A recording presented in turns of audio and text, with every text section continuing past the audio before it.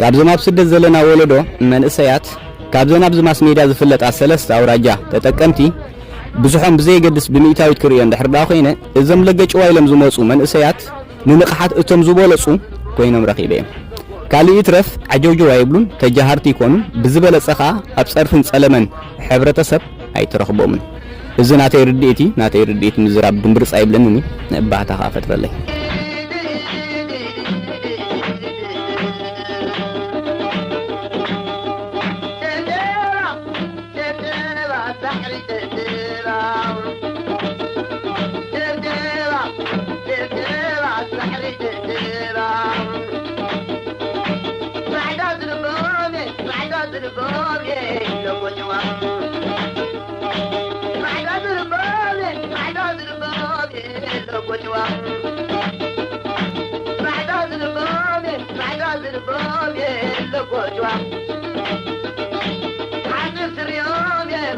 قربان